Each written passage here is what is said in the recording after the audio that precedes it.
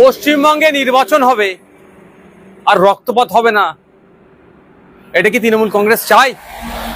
আজকে পশ্চিমবাংলা শুধু নয়, ভারতবর্ষের বিভিন্ন রাজ্যে উপনির্বাচনের রেজাল্ট হয়েছে। আমার এখনো পর্যন্ত কোনো খবর পাইনি ওখানে কোনো ঘটনা ঘটেছে, কিন্তু দুর্ভাগ্য আমাদের পশ্চিমবাংলায় একটা উপনির্বাচনে একটি ফুটফুটে ক্লাস 4-এর 9-10 বছরের বাচ্চা মেয়েকে খুন হতে হলো। অভিযোগ কি? তৃণমূলের ছোড়া বোমের আঘাতে ওই বাচ্চা মেয়েটির মৃত্যু হয়েছে। হ্যাঁ, আমি আবারও বলছি, পশ্চিমবঙ্গে নির্বাচন হবে আর পিছড়ে ভাগের মুসলমান খুন হবে না, পশ্চিমবঙ্গের নির্বাচন তো অসম্পূর্ণ থাকবে।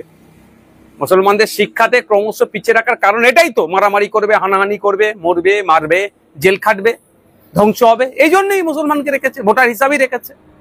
মারামারি করার জন্য লাঠিয়াল হিসাবে বানিয়ে রেখেছে, মানুষদেরকে করার চেষ্টা করছেন।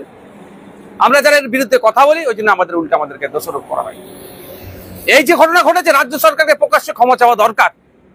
সাথে সাথে ওই যারা দুষ্কৃতী সমাজ বিরোধীদের দাপাদাপি যারা চলছে তাদেরকে ঘাড় ধরে জেলের মধ্যে রাখা দরকার। আমি ওই পরিবারকে সমবেদনা জানাই এবং গভীর উদ্বেগের সাথে বলছি, আমার পশ্চিমবাংলা কোন দিকে এগিয়ে যাচ্ছে।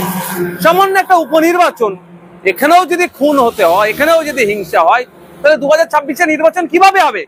ইলেকশন কমিশন অফ ইন্ডিয়া কি করছে? সম্পূর্ণরূপে পশ্চিমবাংলায় শান্তিপূর্ণ নির্বাচন করতে ব্যর্থ হয়েছে।